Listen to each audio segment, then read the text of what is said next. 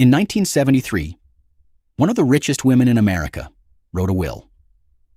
Almost everything she owned, a fortune built across 4 decades, she left to her 3 daughters.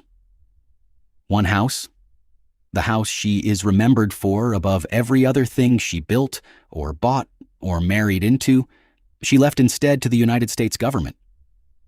That house was Mar-a-Lago. It took roughly 600 workers most of 4 years to finish, at a cost of $7 million, north of $90 million today.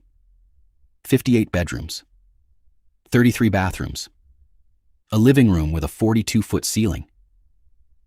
It was, by any measure, the single most expensive private decision this woman ever made with her own money. And when she died, she did not leave it to the 3 people who carried her name into the next generation. She gave it to a country. The woman was Marjorie Merriweather Post, the only child of a breakfast cereal fortune, and for much of her life, the wealthiest woman in the United States. She was not a passive heiress. She built an empire on top of the one she inherited, married 4 times, raised 3 daughters across 2 of those marriages, and spent the second half of her life trying, more than once, to give her houses away to the public. Mar-a-Lago was the 3rd attempt. It would not be the last time the plan failed to go as she intended. So, the question worth asking is not whether she loved her daughters. By every account, she did. The question is what made her decide that this one house, out of everything she owned, belonged to a country instead of to them, and what it took after her death for that decision to actually mean anything at all. It is also worth asking, before we get there, whether the decision even worked. A gift only means something if the person receiving it can actually keep it. As this story will show, that turned out to be a far more complicated question than Marjorie Post herself seems to have anticipated. To understand why, it helps to go back nearly 70 years to a company that made instant coffee substitute out of wheat and molasses, and a 27-year-old woman who had never run anything in her life. Marjorie Merriweather Post was born March 15, 1887, in Springfield, Illinois, the only child of Charles William Post and Ella Letitia Merriweather. Her father had spent time as a patient at the Battle Creek Sanitarium in Michigan under the health reformer John Harvey Kellogg, and it was there that he developed his own grain-based coffee substitute, Postum, followed by a breakfast cereal business built on the same health food premise. Marketed aggressively, both products made him one of the wealthier men in the Midwest by the turn of the century, and the family moved to Battle Creek itself, where Marjorie spent her childhood before the household later relocated to Washington, D.C. Her father did not simply hand her a company on his own terms. By most accounts, he raised her inside the business itself. She understood its daily operations by the time she reached adulthood, in a way that was unusual for a woman of her class and era. That preparation mattered, because the way C.W. Post's life ended was not simple. He had suffered for years from chronic illness and depression, and in 1914, following an abdominal surgery at the Mayo Clinic from which his recovery did not go well, he took his own life at 59. His daughter, 27 years old, inherited control of the Postum Cereal Company just weeks later, along with a personal fortune of $20 million, arriving not at a moment of triumph, but in the middle of a family tragedy. It is worth being precise here because the popular version of this story tends to skip a step. Marjorie Post did not inherit a finished empire, and she did not inherit it under easy circumstances. She inherited one cereal company, $20 million, and her father's death, all within the same year. And she built everything else that followed herself over the following 4 decades. With her second husband, the financier Edward Francis Hutton, she began acquiring other food companies through the 1920s. Hellman's Mayonnaise, Jell-O, Baker's Chocolate, Maxwell House. In 1929, the Postum Cereal Company was renamed General Foods Corporation, one of the largest food conglomerates in the country, and Marjorie Post sat on its board until 1958, more than 4 decades after her father's death. One acquisition in particular is worth telling in full, because it says something about how she actually ran a business empire, rather than simply owning one. While cruising on her yacht, the Hussar, she came across an inventor named Clarence Birdseye, working out of Gloucester, Massachusetts. Birdseye had developed a flash freezing process that preserved food without the water crystal damage that ruined most frozen goods of the era. Post dined, by one account, on a whole turkey he had frozen using the technique, and recognized what it meant before most of the food industry did. She bought his company, made him a vice president, and became one of the people responsible for putting the first commercial freezers into American wholesalers and grocery stores. The frozen food aisle, in a real sense, starts here. By the time her business career wound down, Marjorie Post's fortune was estimated at roughly $250 million, something in the range of $5 billion today. For much of her adult life, she carried the informal title of the wealthiest woman in America. That fortune held up in circumstances that ruined far more conservative businesses. Through the worst years of the Great Depression, General Foods never once posted a loss.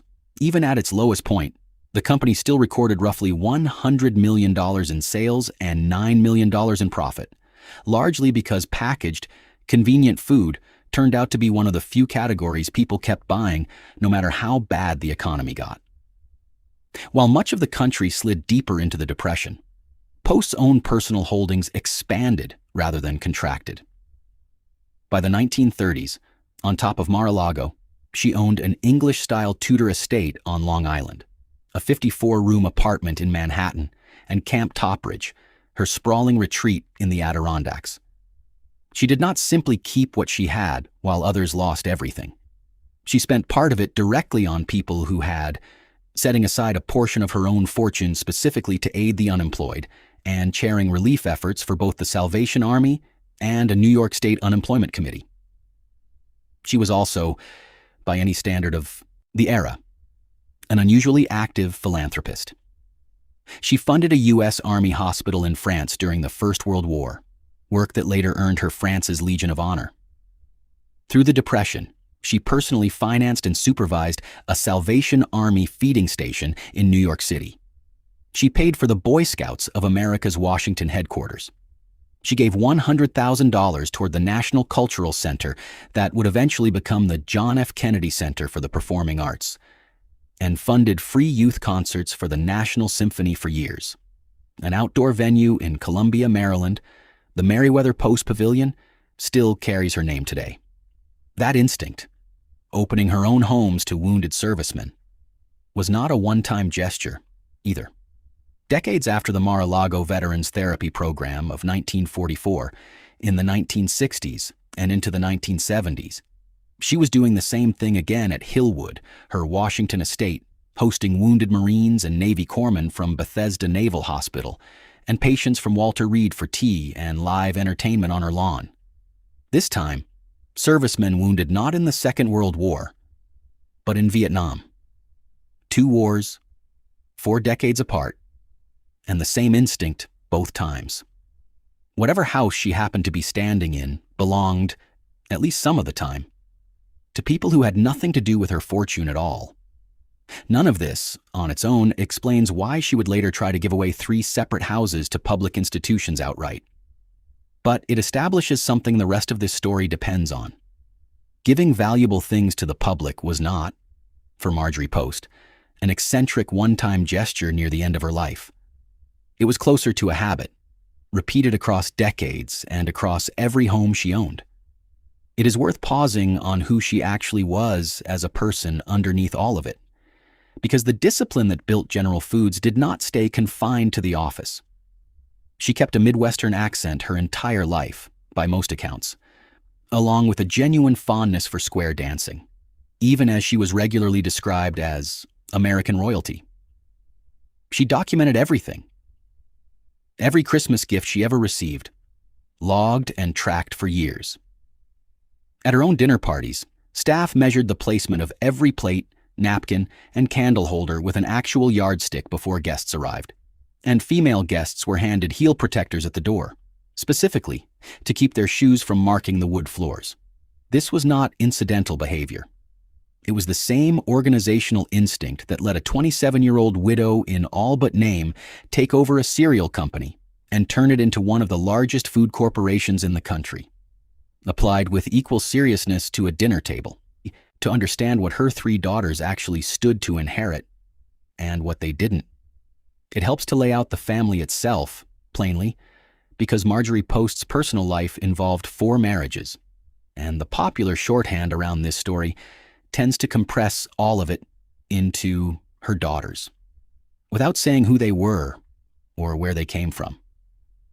Her first husband was Edward Bennett Close, an investment banker from Greenwich, Connecticut. They married in 1905 and divorced in 1919. Together, they had 2 daughters. The elder, Adelaide Brevoort Close, was born in 1908 and would marry 3 times over her life, to Thomas Wells Durant, to Merrill McNeil, and to Augustus Riggs IV. She died in 1998, at 90. The younger of the 2, Eleanor Post Close, was born in 1909. Later in life, the press more often knew her as Eleanor Post Hutton, after her mother's next marriage, even though her own father remained Close. Eleanor was, by a wide margin, the most married of the 3 sisters, 6 husbands over her lifetime. One of them, starting in 1930, was the Hollywood writer-director Preston Sturges, years before he made The Lady Eve and Sullivan's Travels. The marriage lasted barely 2 years. In 1932, Eleanor had it annulled on the grounds that Sturges had not actually finalized his divorce from his first wife before the 2 of them eloped.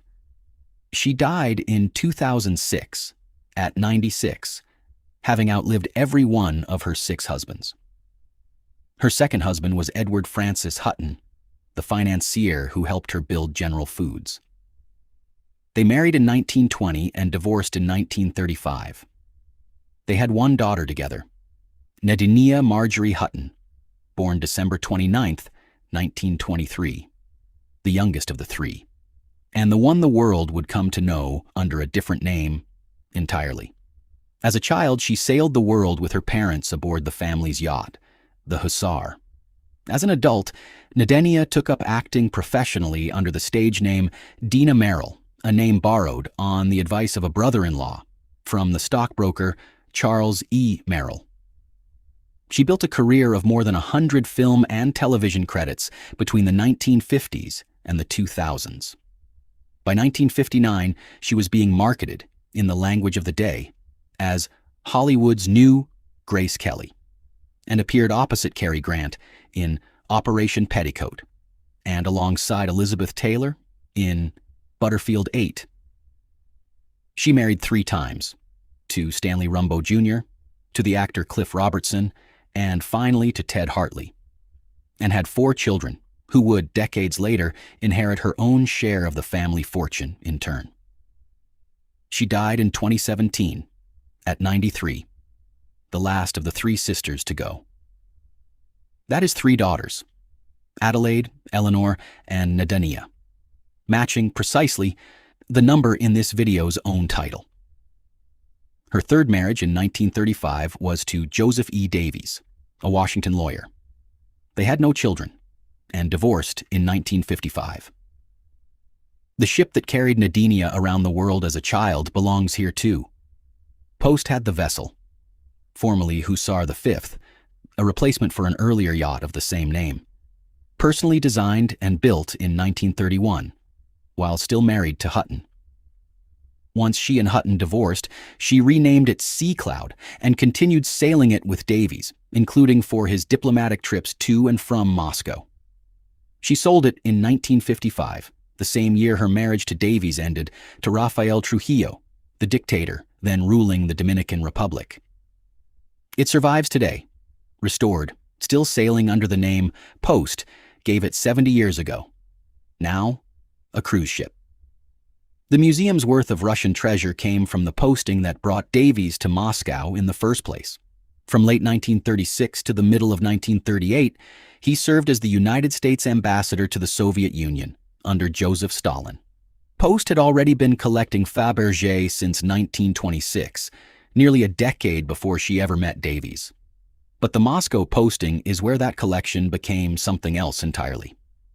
She and Davies acquired a substantial group of Russian imperial-era art and Fabergé objects, sold off by Soviet authorities who needed hard currency for Stalin's industrial and military programs. Some of it, by later accounts, drawn from the same state holdings, including the Tretyakov Gallery's collections, that the Soviet government was emptying at the time. Neither Post nor Davies is accused of any role in the original seizure of these objects, which had already been taken from the Romanovs and the old Russian aristocracy years, earlier in the chaos following the revolution. But it is a fact worth stating plainly rather than glossing over.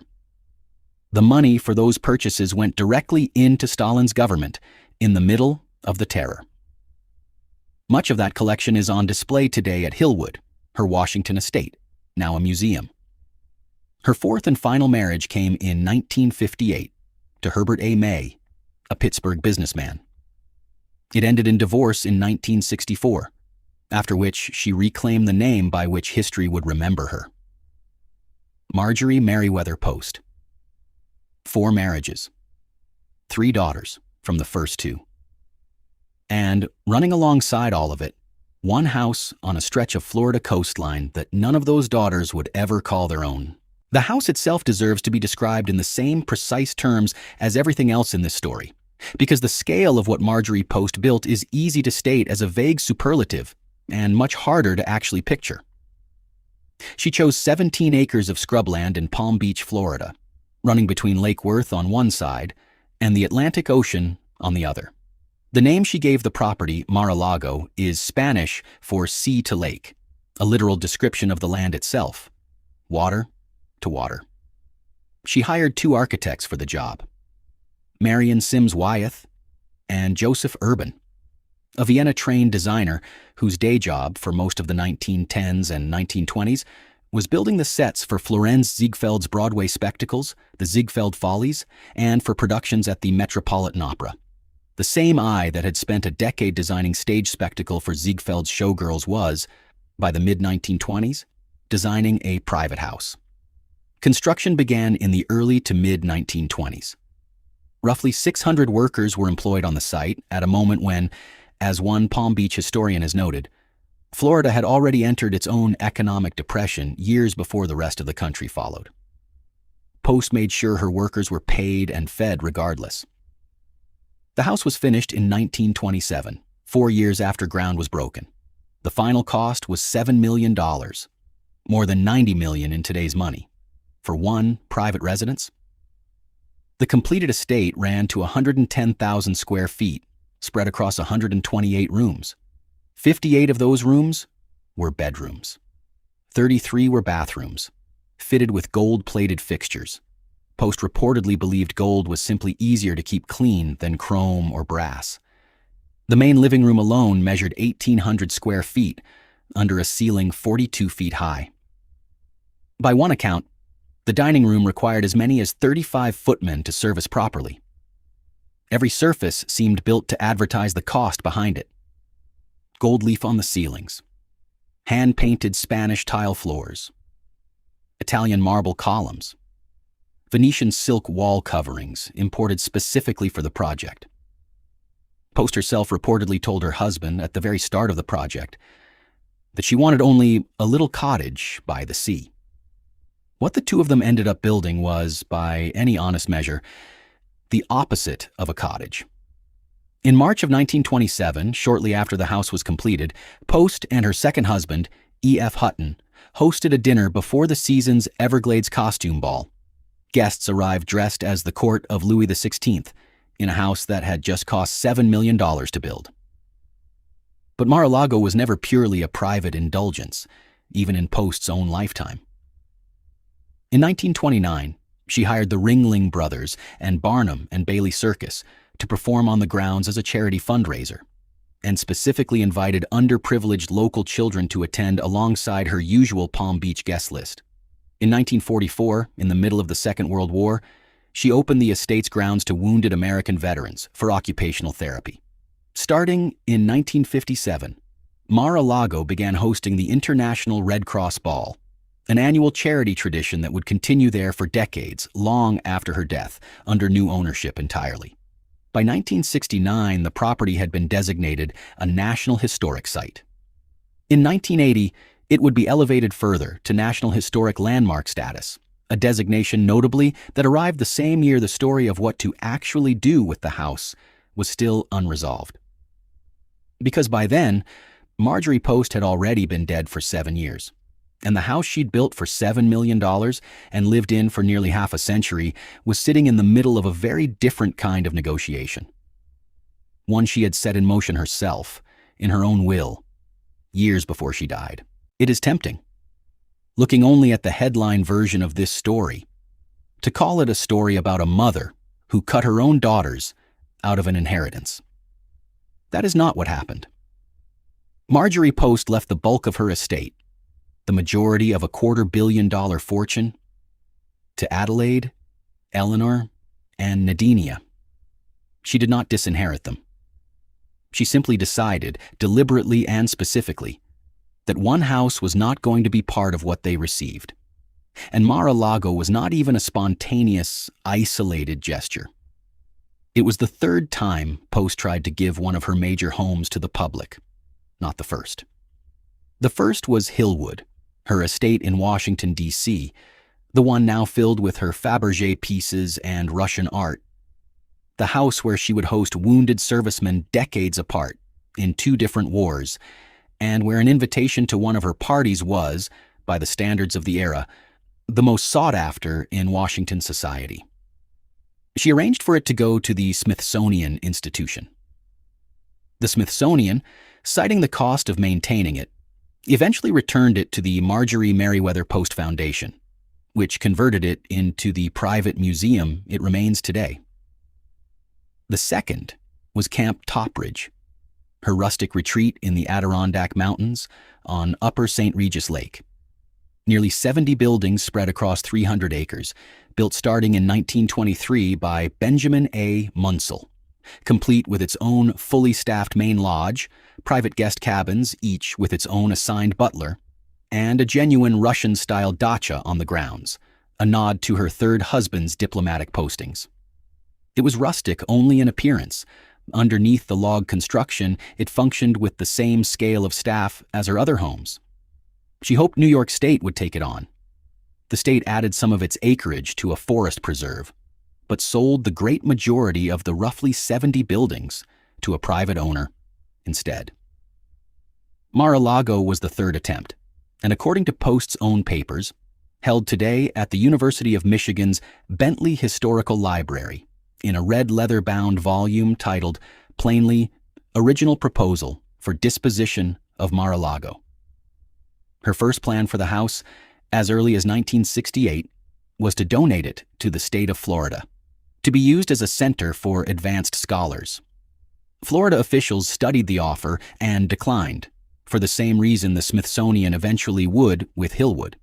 The maintenance costs were simply too high to justify. So, Post moved to a second plan. If the state of Florida would not take Mar-a-Lago as a scholar's retreat, the federal government might take it as something grander. By 1968, her intention had shifted. Mar-a-Lago would go, in her will, to the United States government itself. A winter retreat for sitting presidents and visiting foreign dignitaries. A genuine winter White House. Years before anyone used that exact phrase to describe it. It is a detail worth sitting with. The version of this story people repeat today treats the federal bequest as Marjorie Post's single grand romantic gesture. The archive says otherwise. It was Plan B, arrived at only after Plan A, Florida. Scholars, a quieter and more modest legacy, had already fallen through. Marjorie Merriweather Post died on September 12, 1973, at Hillwood, at the age of 86, after a long illness. Her will stood exactly as she had left it. The bulk of her fortune to her 3 daughters, and Mar-a-Lago, specifically, to the federal government. The Post Foundation, tasked with administering the details of her estate, took up the job of actually making the federal gift happen. That should have been the end of the story. A wealthy woman's final wish, honored. It was not. Because wanting the government to have a $7 million mansion and the government actually being able to keep it turned out to be two very different problems. No sitting American president ever used Mar-a-Lago as a working winter retreat during the years the federal government nominally held it. One did, at least. Come look. On July 7th, 1974, Richard Nixon paid an impromptu visit to the property. His own diary entry for the day records that he looked over the property to determine its potential for possible use by U.S. presidents for visiting foreign dignitaries. He toured the grounds Marjorie Post had built exactly for this purpose. He did not take her up on it. He preferred his existing Florida retreat at Key Biscayne. And a little over a month later, on August 9th, 1974, Richard Nixon resigned the presidency altogether. The one president recorded as having toured the house built to be a winter White House never returned to it, and left office weeks later under circumstances no one involved could have anticipated. Jimmy Carter, after him, showed no interest at all. And the same math that had already defeated the Hillwood and Topridge donations caught up with Mar-a-Lago too. A mansion of that size, on oceanfront property, in a climate that is hard on buildings, costs roughly $1 million a year simply to keep standing. On top of the maintenance bill, the Secret Service reportedly found the property difficult to secure properly, and the city of Palm Beach itself raised its own complaints over flight patterns for the traffic a presidential retreat would require, and over the property's tax status while sitting in federal hands. The federal government, weighing all of it against a house no administration actually wanted to use, made the same decision the Smithsonian and the state of Florida had already made. By 1980, under the Carter administration, and finalized into 1981, the arrangement was unwound, and the property reverted to the Post Foundation, which meant, in practical terms, that it landed back in the hands of the estate, and, by extension, the three daughters. They did not want it.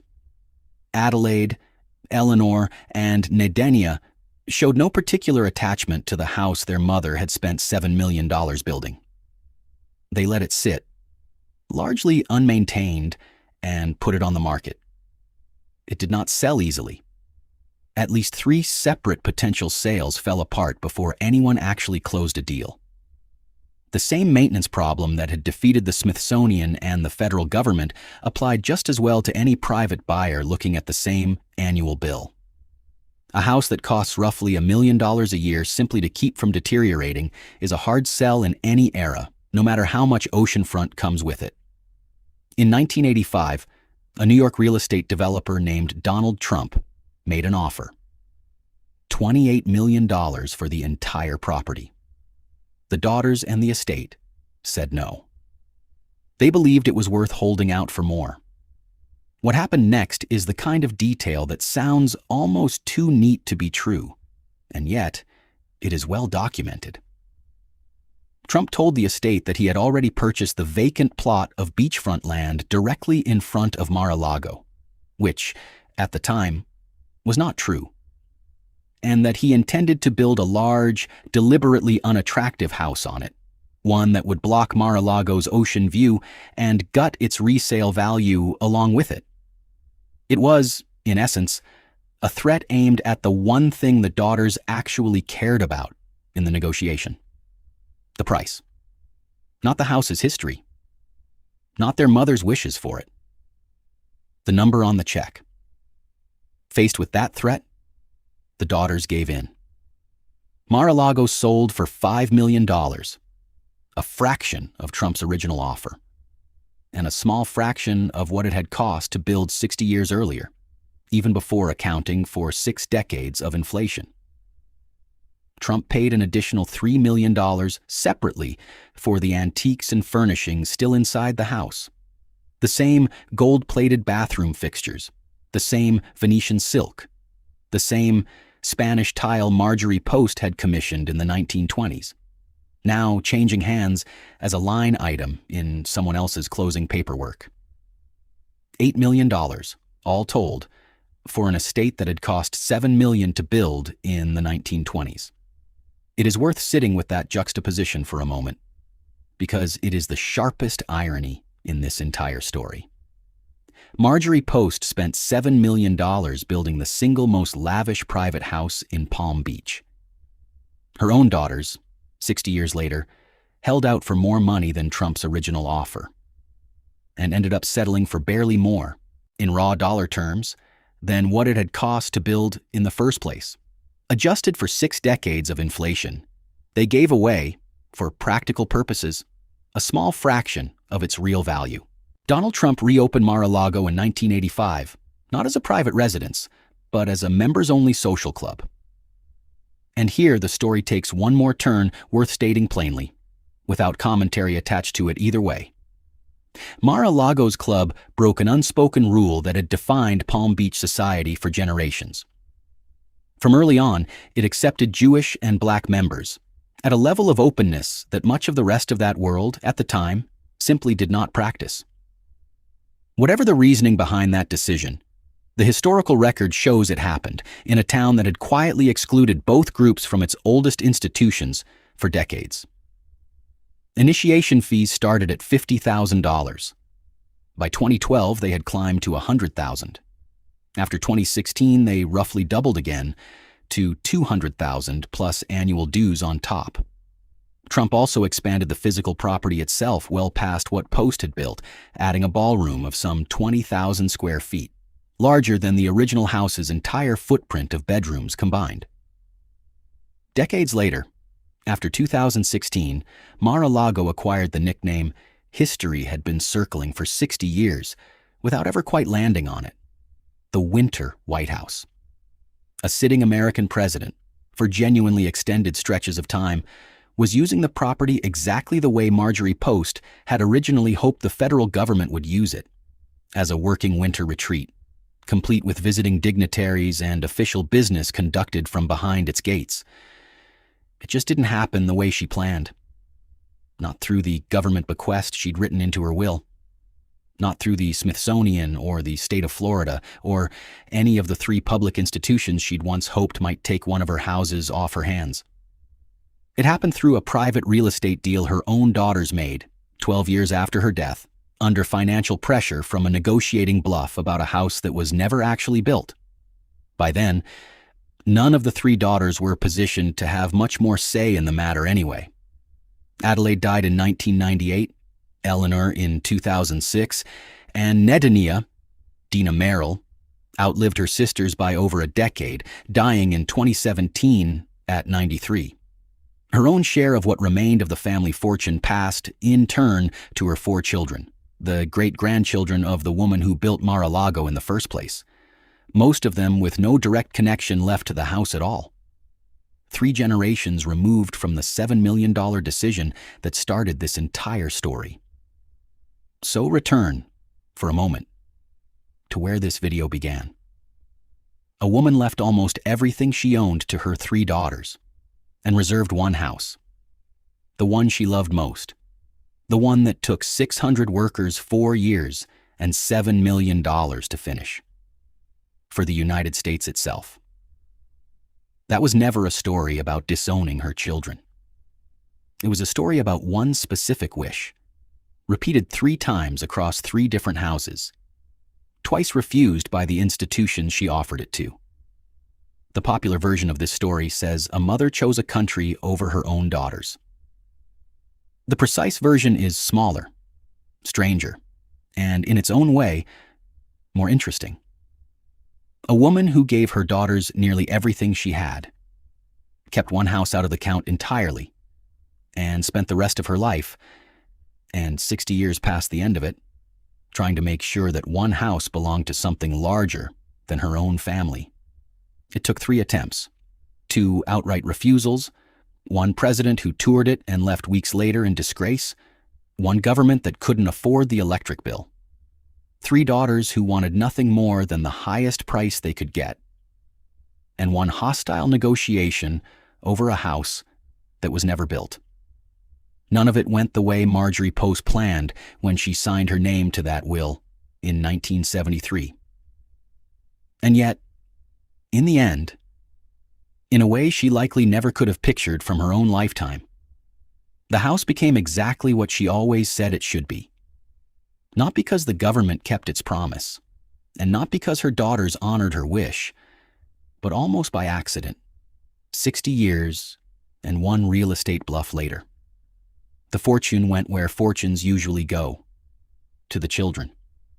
The house went eventually exactly where she said it would. It just took the long way there.